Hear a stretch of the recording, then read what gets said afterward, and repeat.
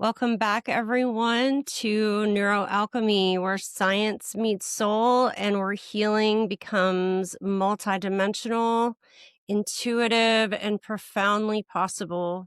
I'm Dr. Sarah Young. Here on this show, we define every term as if you're hearing it for the very first time, because clarity creates safety, and safety opens the door for more healing possibilities.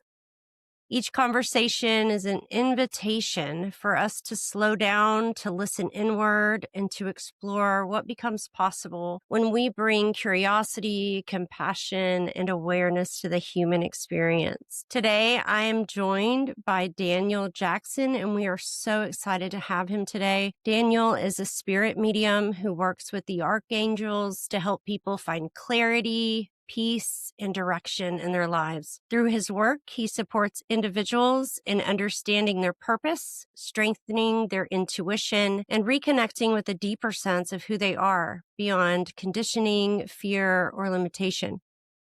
Daniel's approach is grounded, compassionate, and focused on helping people remember that they're more than what they have been taught to believe about themselves. Daniel, welcome to Neuroalchemy. Thank you for having me on. I appreciate it. Glad to be here. So before we move in, I always like to start here. How did you arrive today, either physically, emotionally, energetically, or otherwise? Today, I'm feeling a little sick. I went to breakfast this morning and we went to this place called the Warrior Healing Center where everyone cooks for everybody. And apparently, whatever I ate there did not agree with me throughout my days. But I'm okay now. I'm perfectly okay now. It was something that passed very quickly. But I'm feeling much better. I always feel better when I'm about to do this. Very good. I'm so grateful you're here today despite all things. So sorry to hear about your experience and light to your continued healing process. Learn to let it go. Just got to learn to And let it go. That's it. that's true. What do you hope our listeners will either feel or sense as they move through this conversation with us today?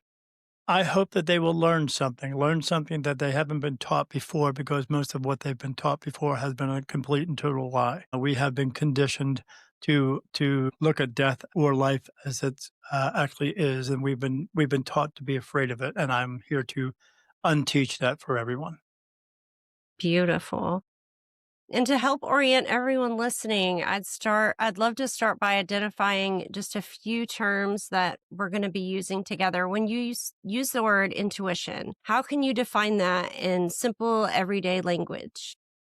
That's a gut feeling that you get. You get messages from your intuition all the time, but people usually don't pay attention to it because they have been taught not to have any trust or any faith within themselves to do anything for themselves.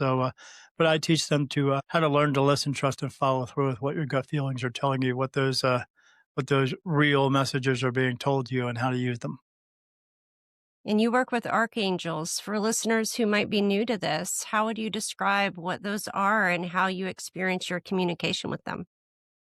Well, what are they? They are not men with wings and shields and swords or magical beings that are going to fix your life. Why would a guardian angel guard you from everything in your life? What would you learn from that? You wouldn't learn anything. Why would a guardian angel keep you from getting sick, but not keep your dog from getting hit by a car? Because they don't do either. But what they do is they provide me answers to help people to get through life so they can learn the lessons and fulfill their purpose, and they helped me to answer all their unanswered questions. But it was a long, drawn out process. But when I see archangels around me, um, I don't see what you would think you would see.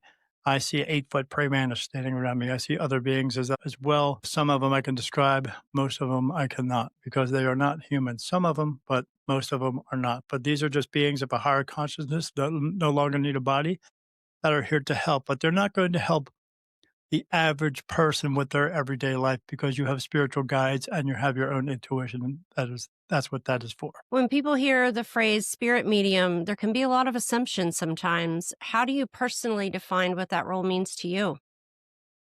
For me, throughout my life, my everyday life, I see, hear, feel, smell, sometimes taste. You don't want that part, and communicate with spirit every day of my life. I don't ever not see spirit. It never turns off. It never goes away. I don't just see into what people would like to think is heaven or what people would like to think is hell, which is there is no such place as hell. And even heaven is just a higher realm a higher light, higher vibration realm, as well as the low energy place, or what people think is hell is just a low energy realm. It's just a very dark place. But there are nefarious things going on there. I see it all day long, but um, you don't want to see it. No one wants to see it. They think they want to see it, but some of the things that I see throughout my day look like the worst horror movie you've ever seen in your life, except you couldn't see this horror movie in television or movies because it's that kind of bad and they won't show it. But I see all of it so I can explain it to everyone else. You also speak about purpose. How do you define purpose beyond people's careers and productivity and day to day things? Your purpose is not your career. Purpose is not becoming a doctor or a lawyer or a teacher. It is not an occupation because not everyone has occupation, but everyone has the opportunity to fulfill a purpose. And our purpose is we are here to help each other just for the sake of helping, not because you can, but because you should. In a way, we're going to do something for someone they cannot physically possibly do for themselves. You're helping them to figure it out. What you're doing is you're doing things for the reason of just because. You're doing acts of kindness. That's what your purpose is.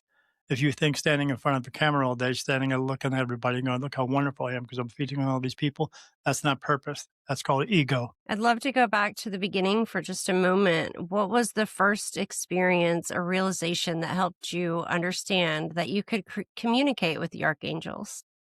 Seeing them around me, I would go to sleep at night and I would see these beautiful white light beings, this white bluish light come out of the floor. And I knew it was something. I knew it was something more than just that. So eventually I started working with a group of women. I went to this one intuition class and this woman was putting a group together of professional mediums, and they invited me to come because I was very new and I didn't understand any of it, and they helped me to develop this. And one of the times I went to the session right before that, I got a message that was brought to me. It told me to sit across from one of the women, ask for permission if it was okay to do this, and then hold out my hands. And then she was to grab my hands, and then I was told after that to just watch, and that's what I did. And when I went to the session, I asked the girl if this was okay, and she said, "Yeah, that's fine." And then I said, "I'm supposed to hold out my hands and clear out my mind." And when I said that, one of the other women in the group said, "Are you getting ready to channel?" And I was like, "I don't know what I'm doing here. I'm just doing whatever the heck they're telling me to do." So sure. So we did that, and I ended up doing it. Um, with every single person at that class, but only when I was instructed to do it with each and every one of them.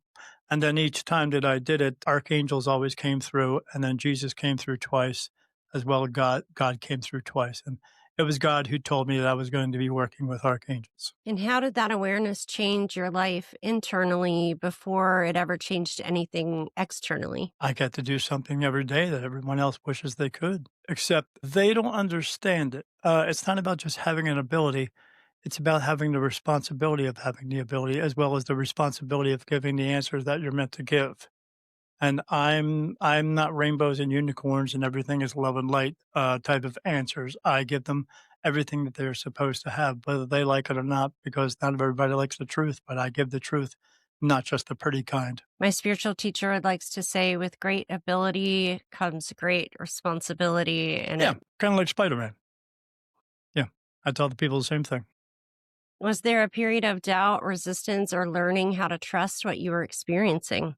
Yeah, there was in the very beginning of learning to work with them, I had to trust myself and I wasn't trusting myself. I had a hard time and I would always ask myself, why me? Why me? Why is this happening to me? It was during that conversation when God came through, he told me, he said, you need to stop asking yourself, why, Daniel? And I was like, and I was like, have you heard that? And he said, I hear everything. Why wouldn't I? And I was like, yeah, he said, I said, yeah, I'm having a problem with that. He said, you have to stop asking why and just know it just is and then move on. That was it. It was pretty simple. So from that point on, I said, okay, I will. He said, I know you will. That's simple. He's very black and white, very dry, very cut and dry, but they do have a sense of humor. Yeah.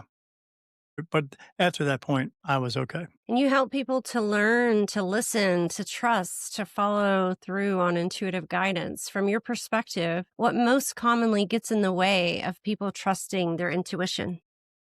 Everything that they've been told to not do, which is not trust themselves, which is have no faith or trust within themselves to do anything because society doesn't want you to feel that you can or you should because they want you to feel as though they're going to save you from everything. But they can't. They say they do, but they don't. I mean, you can go to a doctor if you're having some problems with depression, you can go to a doctor and he will give you some medication. The only thing that's going to do is suppress it. Or he can send you to another doctor who's going to talk you down from it. You can talk yourself down from it. You can learn to let it go. I mean, ultimately, that's what you're doing anyway. They're just talking to you about it, and then you're going to let it go or choose to either choose to or choose not to. I choose to tell them that they can do it for themselves. I teach them how. How do fear, conditioning, or past experiences interfere with that inner listening? The inner listening part and the fear of it is the trust, and the trust that's why they have an issue all the time. They can't trust themselves to let go of the fear because they've been taught, again, that they're not good enough in this world, that no one can take care of themselves, that they shouldn't be able to understand anything that's in this world because only those who say they can help you to do that are the ones who can help you with it, and that's not the truth. People have to learn to let go of all their pain, anger, sorrow, grief, guilt, anguish, hate, greed, selfishness, jealousy, ego, all that stuff before they can move forward. I tell them, I mean, people want to get in touch with their spirit guides all the time, and that's the way you have to do it. You have to let go of all your pain, anger, sorrow, grief, guilt, anguish, hate, greed, selfishness, ego, no smoking, no drinking, no doing drugs. If you have tattoos, stop getting them because everything you do, everything you put into the body or on the body is a block. And that's the only thing that's going to keep you from getting in touch clear touch with your spirit guides because in order to get clear answers, you must be clear. And people don't want to do that. They're afraid of doing that. They're afraid of letting everything go that they've been taught to have. But they didn't have it when they walked up into this world. You didn't wake up in your baby body going, and your mom and dad's going, I'm your mom and dad. You're going, I don't know who the heck you are, but okay. And when they raise you and teach you the ways of the world. But when you're 2 years old, you don't have pain, anger, sorrow, grief, guilt, anguish. You look at the world like it's Disneyland. We need to get back to that. That's the only way you're going to get clear messages. What place of purity and innocence? Correct. Correct. What happens or what helps people begin rebuilding trust with themselves again? Learning to let go.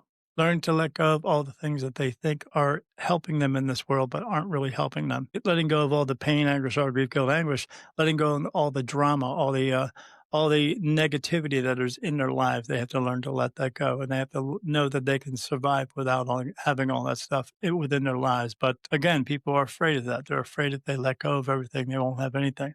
They'll have something more. It's called clarity. What shifts when people stop searching purpose outside themselves and begin listening inward? Everything. They will know that they are much more than just everything they've been taught to be or everything they've been taught to not be. They have to learn, again, when they learn to listen, trust, and follow through with what their spiritual guides and what their soul are telling them, they will understand that they are more than they've ever known it to be. And they will get more information that they've been able to get from anywhere else. Why? Because your soul holds all that information. And once they realize they can retrieve all that information, they will at that point know that they no longer need to rely on everyone else for it. It's a So, huge shift. yeah, it sounds like you're helping people get in touch with their spiritual essence, who they Yes. are as a soul rather than who they have learned to identify with as Well, part that's of a because you don't have a soul, you are a soul. What you have right. is a meat suit. That's what you have. And That's you what I have like this to meat call it suit to too. walk around in this world because your soul has to that's the only way that your soul can be in this physical realm is by being in a physical body to learn what it's like. But what also was given to us at the same time was free will and free will to make your choices. Just because your choices are good for you doesn't mean they're good for me. But God is not going to punish you for something he gave you. Why would he? I mean, if God being so smart, don't you think he would have put a limit on those choices if he thought he thought we were going to make some bad choices? But he didn't. He didn't because everyone has to make their own choices for themselves. Once you know that you can make those choices for yourselves without anyone else influencing them, you got the keys to the castle. We really are the designers of our lives in a lot of ways. We are. We are. We just have to get out from under the power and control. That's right. When you're working with individuals that are seeking clarity or peace, what messages tend to come through most often? Usually the messages that come through for them are giving them direction in their lives, knowing that they can do more in their lives without having all the pain, anger, sorrow, grief, guilt, anguish, and all that stuff, all the fear of what's going to be the consequences of those decisions. Once they know that they are being told from their own soul then they know that the message that is being brought to them is in their best interest at that same time, and they know they can move forward with it without having any issues of the pain, anger, sorrow, grief, guilt, anguish, the fear that has been taught to them in their entire lives. They just have to learn to let it go first. But they have to, again, they have to get back to learning how to trust themselves, knowing that your soul has everything it's ever known or ever needed for you, waiting there for you. But you have to take the time and make the effort in order to get in touch with your soul. And when you do that, you'll realize by letting go of all that pain, anger, sorrow, grief, guilt, anguish, all that stuff you've learned how to have because you didn't have it. You learn how to have it.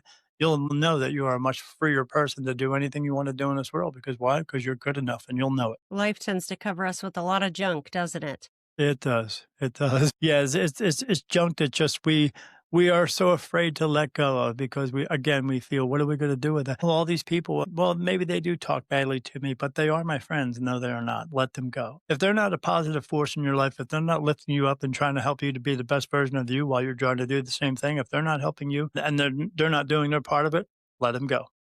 There's nothing in a book that says you have to be with any particular person in this world. You be with who you choose to be, and you choose to be the ones who are going to help you in this world as well as you're going to help them at the same time. Are there themes that you see repeated again and again across different people and cultures and life stories? The same theme, fear. It's that same fear they have of everything in the world of being told where to go and what to do, and they're not allowed to do it unless someone else tells them how to do it. I mean, you can go to a gym and work out all you want to, and everyone thinks, "Oh, well, you got to work out this way, there. You got to work out that way. You got to work out this way," and that's the only way to do it. And if you don't do it, you're not doing it right. We're always being told what's right and wrong in this world. But as I know, being what I am and hearing what I do from archangels, there is no right and wrong. There's no failures. There's no mistakes. There's only what works for you and what doesn't work for you. And if it doesn't work for you, well, quit doing it. It's pretty simple. But no one can seem to figure that out because they haven't been taught the understanding of it. I mean, if you walk through a doorway and there's a nail on the floor and you trip over the nail, how do you learn that lesson? Well, you go get a hammer and bang it back in. But not everybody can do that. They trip over it 4 or 5 times because they just can't figure it out. I worked around those people for 6 years. I worked in prison. They just haven't figured out that they're not good criminals, but people just can't seem to figure that out because they haven't been taught to do it in the correct way. We have those same sayings that were trying to get you to fail, and that first one is, if at first you don't succeed, try again. Well, no, if you try after a second time and it's not working, stop. Try to do something else because trying to do the same thing over and over, expecting a different outcome just isn't going to happen. So, but this is the world teaching you to do that because they want you to fail because they want you to feel as though you're below everyone else. No, you're not. Everyone here is created equal. We all came from the same place. We can all go back to the same place if you choose. So, what's that make all of us? Equal. I mean, there's 7.5 billion people in this world. They've all been to heaven. They've all had to come back just like you. So, what's that make everyone again? Equal. Got to figure it out. I think you just answered my next question. But what do I'm sorry. people, and no, not at all. But what do you feel people most need to remember right now? To right now, to not judge one another. That's what I want people to not do. I don't want them to judge one another. I mean, you don't have a right to judge anybody. I mean, when you're walking through like a store and you see somebody and you don't like the clothes that they're wearing because they're not the style of clothes that you would wear, or maybe the style of hair you would wear, or maybe they got their hair pink or blue, whatever, and you just don't like that. Well, you know what? Here's what I want you to do. At that moment, when you're staring at them and you're thinking about how much you want to say something to them, think to yourself and take a self inventory of yourself and think of all the crap you've been through in your entire life. And then hold on to it for a moment and then look back at that person and then bite your tongue and walk away. That's the problem in this world. We think we have an ability to tell everybody else what they should be doing in this world just because we think that they should be doing it or should not be doing it because we think they shouldn't be doing it. That's up to them. It's up to them with their free will to make their choices for them. You know what? Maybe they are having a bad day today. I mean, everyone has a bad day, but everyone else wants to pretend that they don't have a bad day, so they're out there being very good actors to each other. If we would learn to wake up and see that we're all equal in this world and we express ourselves a little bit more, this place would be a much easier place to live in. But we just choose not to do that because the society says you shouldn't do that. Well, you know what the thing is? Here's the thing. Society tells you one day, they people, they tell you one day to eat bacon, and then they tell you next day to eat not bacon. Well, the thing is they need to shut the heck up, but we need to stop listening. And that's the problem. We listen too much. Stop. I try to be so busy taking my own in inventory that I don't have the time to take the Right. inventory of everyone else, right? If I can Right. just walk that line, um, that Right. seems to be helpful. Also, the other side of it is we try not. I mean, we have all this social networking out there, but none of it is actually social. It takes the sociability away from everyone. I mean, you walk through a store and you see somebody coming near you, and they start bobbing and weaving, bobbing and weaving. What they're doing, they're trying to figure out a way how to get past you without saying anything. They're spending so much more energy trying to avoid each other that they wear themselves out with it. So what I do is when I see somebody doing that, I just walk right in front of them and say, "Hello." And they look up back at you. Hi, how are you? I'm good. How are you doing? I'm doing great. I hope you have a great day today. I hope you do too. And if you do that a little bit more, you never know how much you just change their perspective, to change their outlook on their day. Maybe it'll change something that they were having trouble with that day, and maybe they will look at it a little bit differently and know that you know what, it could be a lot worse. You shared that it's your hope people realize they're more than they've been taught to be. What do you feel is the deeper truth of who we really are beneath fear, labels, or limitation? I think you answered that too, but go for it. We are soul. That's what we are. We don't have a soul, we are a soul, but we just have this human body here trying to figure this life out here. But the only problem is we're not doing a very good job of figuring it out together. I mean, if we were, we wouldn't be building walls around each other and pointing rockets at each other all the time. Like I said, there's 7.5 billion of us. We're all here to do this together. We're not meant to do this alone. If we were, then there wouldn't be 7.5 billion of us. There would only be one, and that's just not the case. Been in this together for a long time. We've always been in this together for a long time, but we have to learn to get that figured out because if we don't, as I always say, we live on the same planet. No one's going anywhere anytime soon. So we better start to get along with each other before we annihilate each other. And that's where we're headed. And that's just a plain simple truth. We're just not doing very good, but we need to get our act together. Unfortunately, most people are spiritually lazy and spiritually gullible, and they can't think for themselves because the society has brought this power and control over top of them, and they don't know where to go with it. But people need to wake up. It's time to wake up because say one thing all the time: either stand up or be owned. So I'd like to offer kind of a challenge, if you will, to our listeners. If you had one simple daily practice that you feel would be in alignment with the work that you do and maybe would open them up to greater possibilities or growth or what have you, what might you suggest? First, I would say sit on the edge of your bed. I used to do this all the time. I don't have to do it anymore because I'm protected by archangels now. They protect me everything from spiritually. But I would take my hands and put it on top of my head and say, I'm taking the energy that is within me and putting it out around me to protect me from all negative energies that are within me and are surrounding me. And I would do that for 3 or 4 minutes a day. And then I go out and do something else that I always do every day. I go into my bathroom, I look in the mirror, and I tell myself that I'm going to be a good person today, and I'm going to do good things today, and I'm going to help as many people as I can. That's what I do. Everyone should do that. You can't lie to yourself.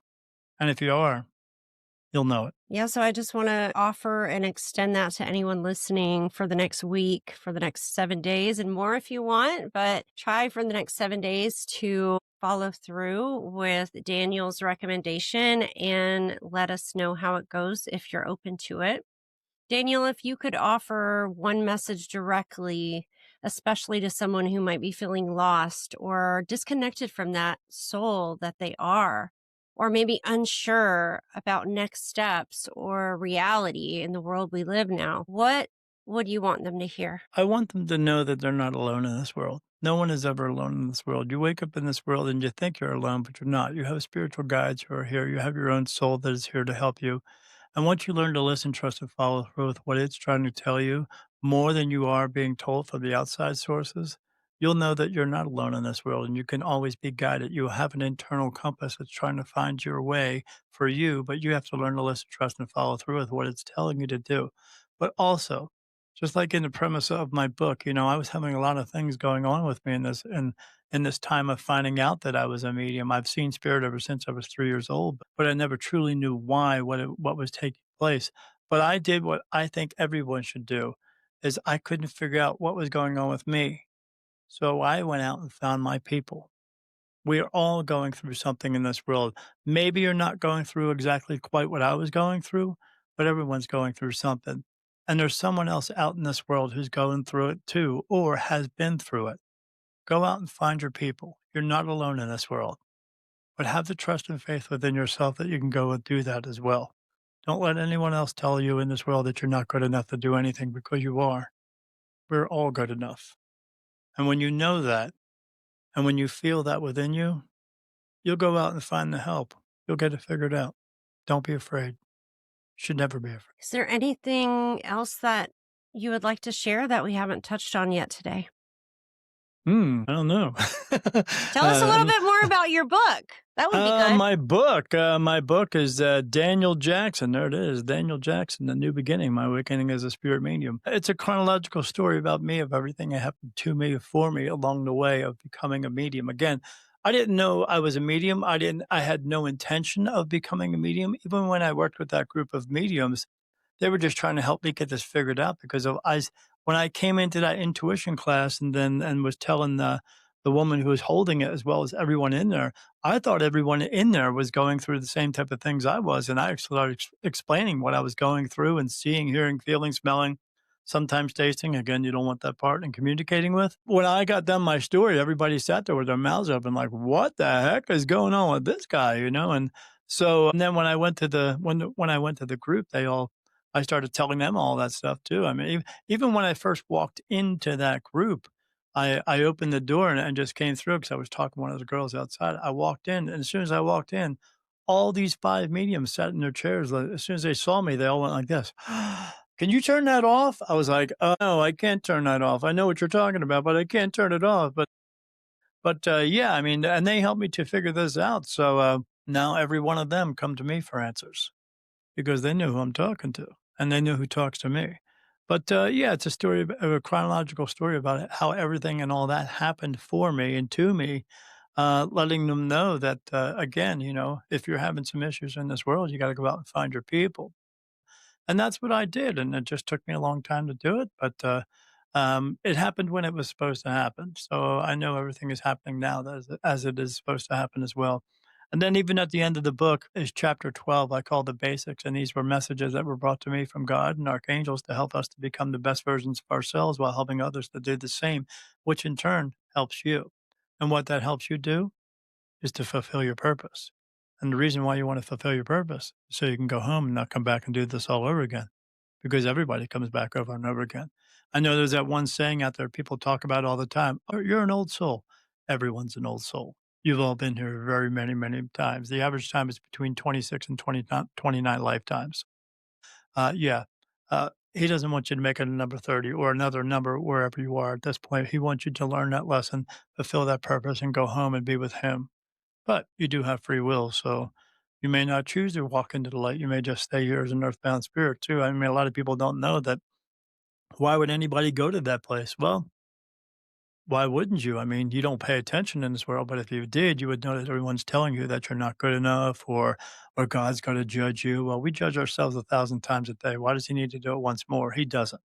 But people are convincing other people that they're doing that. The people who want to tell you how to live your life the way they want you to live it while giving them 10%. Those people, we've all heard of them, but I don't need to mention their names. But yeah, they're telling you that you're not good enough. And they're going to send you a place, or they're going to keep you from going someplace, or they're going to, save a space for you if you come and see them. No, that's a bunch of bull crap. But yeah, a lot of people don't go into the light because they know when they stand up out of your body, you're going to get perfect memories of your lifetime here, but perfect memories of all your other lifetimes. You're going to know when you look at that light when it's time to walk in there, you're going to know there's a possibility you might have to come back. And maybe you don't want to. And that's why a lot of them stay here. If we could educate people, if we could help them to know why they are here and what their purpose is, maybe they wouldn't make that choice. Maybe they'll make a better choice and go into the light and go home. Maybe they will get done everything they need to do here so they can go home and stay home and learn that lesson so we can all rise to a higher ascension. because you don't do it individually. It has to be done as a race of people. That's all. Do you have anything else you'd like to share with us before we? Not unless you want to ask about some ghost stories. You probably sure don't want to hear those because you don't want to hear them Well, because they're that kind of bad. well, Daniel, thank you for sharing your wisdom, your presence, and your perspective with us today. It's been beautiful and grounding conversation. If something that you heard today was helpful for you, or if you think this conversation could support a friend or a family member, please take a moment to like, subscribe, and share to this episode. It truly helps these conversations reach the people who may need to hear them the most.